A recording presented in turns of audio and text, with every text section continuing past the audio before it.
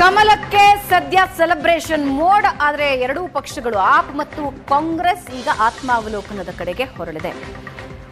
Next Bihar election ಇದೆ. ನಟರಾಜ್ ಗೌಡ್ರೆ, ಕಥೆ ಏನು?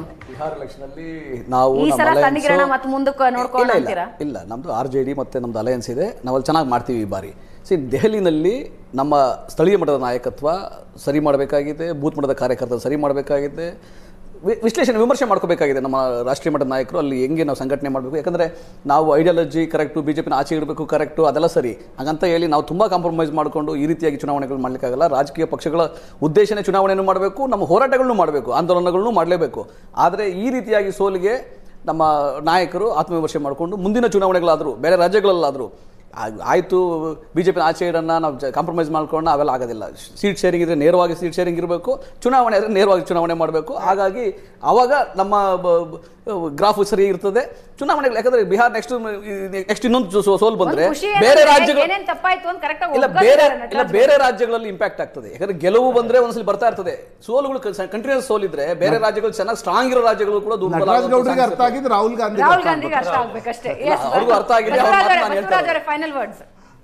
ಇಲ್ಲ, ಸೊ ಇವತ್ತಿನ ಚುನಾವಣೆ ನಮಗೂ ಒಂದು ಪಾಠ ಕಲಿಯೋಕ್ಕೆ ಪೊಲಿಟಿಕ್ಸಲ್ಲಿ ತುಂಬ ಇದೆ. ಇವತ್ತು ನಾನೇನಾಗ ಬಯಸ್ತೀನಿ, ಒಂದು ಅಧಿಕಾರದಲ್ಲಿದ್ದು ಆಮ್ ಆದ್ಮಿ ಪಾರ್ಟಿ ಯಾವ ರೀತಿಯಾಗಿ ನಡ್ಕೋತು ಅನ್ನೋದು ದೇಶದ ಜನರು ನೋಡಿದ್ದಾರೆ. ನಾವು ಅಪೋಸಿಷನಲ್ಲಿದ್ದು ಯಾವ ರೀತಿ ಎಫೆಕ್ಟಿವ್ ಆಗಿ ನಡ್ಕೋಬೇಕು ಅನ್ನೋದನ್ನು ನಾವು ಇವತ್ತು ತೋರಿಸ್ಕೊಡೋಕ್ಕೆ ನಮ್ಮ ನಾಯಕರುಗಳು ಸಿದ್ಧ ಆಗ್ತಾರೆ. ಮತ್ತು ಹಲವಾರು ನಾಯಕರುಗಳು ನಮ್ಮವರು ನಾವು ಆತ್ಮಾವಲೋಕನೆ ಮಾಡ್ಕೋಬೇಕಾಗಿದೆ. ಯಾಕೆ ನಾವು ಸೀಟ್ ಕನ್ವರ್ಷನ್ ಮಾಡೋಕ್ಕಾಗಲಿಲ್ಲ ವೋಟ್ ಬಂದ್ರೂ ಅಂತ.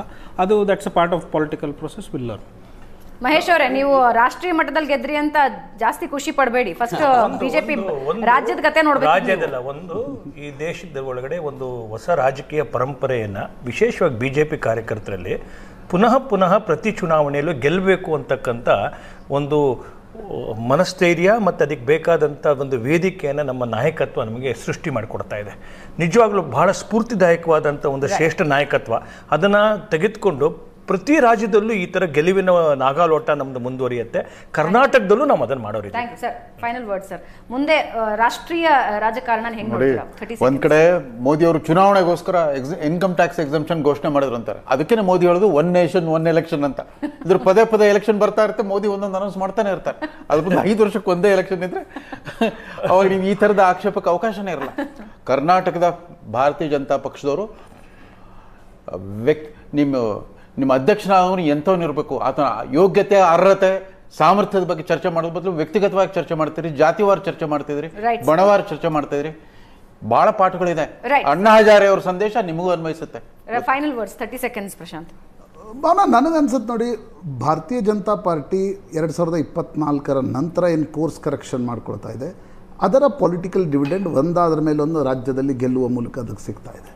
ನರೇಂದ್ರ ಮೋದಿಯವ್ರಿಗೊಂದು ಮ್ಯಾನ್ಯೂರಿಂಗ್ ಸ್ಪೇಸ್ ಇವತ್ತಿನ ದಿಲ್ಲಿ ಗೆಲುವಿನ ನಂತರ ಸಿಗ್ತಾ ಇದೆ. ಯಾಕಂದರೆ ಬಿಹಾರದ ಇಲೆಕ್ಷನ್ವರೆಗೆ ಈ ವರ್ಷ ಇರೋದೇ 2 ಇಲೆಕ್ಷನ್, ಒಂದು ದಿಲ್ಲಿ ಬಿಟ್ಟರೆ ಬಿಹಾರ. ಆಮ್ ಆದ್ಮಿ ಪಾರ್ಟಿ ಇದೇ ಸ್ವರೂಪದಲ್ಲಿ ಉಳಿಯತ್ತಾ ಅಂತಕ್ಕಂಥದ್ರ ಬಗ್ಗೆ ನನಗೆ ಪ್ರಶ್ನೆಗಳಿವೆ. ಯಾಕಂದರೆ ದಿಲ್ಲಿಯ ಸೋಲು ಆಮ್ ಆದ್ಮಿ ಪಕ್ಷದ ಇಡೀ ಒಂದು ಅಸ್ತಿತ್ವದ ಬಗ್ಗೆ ಪ್ರಶ್ನಾರ್ಥಕ ಚಿಹ್ನೆಗಳನ್ನು ಹುಟ್ಟಾಕತ್ತೆ. ಪಂಜಾಬ್ನ ಯೂನಿಟ್ ಆಮ್ ಆದ್ಮಿ ಪಕ್ಷದ ಜೊತೆಗೆ ಇರುತ್ತಾ ಇಲ್ವಾ, ಎಕ್ಸ್ಪಾನ್ಷನ್ ಪ್ಲ್ಯಾನ್ ಏನು ಬೇರೆ ಬೇರೆ ರಾಜ್ಯದಲ್ಲಿತ್ತು, ಅದು ಆಮ್ ಆದ್ಮಿ ಪಾರ್ಟಿ ದಿಲ್ಲಿಯಲ್ಲಿ ಅಧಿಕಾರ ಕಳ್ಕೊಂಡ ನಂತರ 10 ವರ್ಷ ಹೆಂಗಿತ್ತು ಹಾಗೆ ಇರುತ್ತೆ ಅಂತ ನನಗೆ ಅನಿಸ್ತಾ ಇಲ್ಲ. ರೈಟ್, ನೋಡೋಣ ಮುಂದಿನ ರಾಷ್ಟ್ರ ರಾಜಕಾರಣ ಯಾವ ಕಡೆ ಹೊರಳುತ್ತೆ ಅಂತ. ಇದರೊಂದಿಗೆ ಚರ್ಚೆ ಮುಕ್ತಾಯಗೊಳಿಸ್ತಾ ಇದ್ದೀನಿ. ಧನ್ಯವಾದ ಎಲ್ರಿಗೂ ಚರ್ಚೆಯಲ್ಲಿ ಭಾಗಿಯಾಗಿದ್ದಕ್ಕೆ.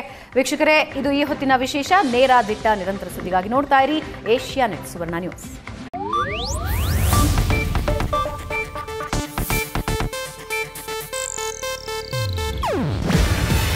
ಇದು ಏಷ್ಯಾನೆಟ್ ನ್ಯೂಸ್ ನೆಟ್ವರ್ಕ್ ಪ್ರಸ್ತುತಿ. ನೀವು ನೋಡ್ತಿದ್ದೀರಾ ಏಷ್ಯಾನೆಟ್ ಸುವರ್ಣ ನ್ಯೂಸ್.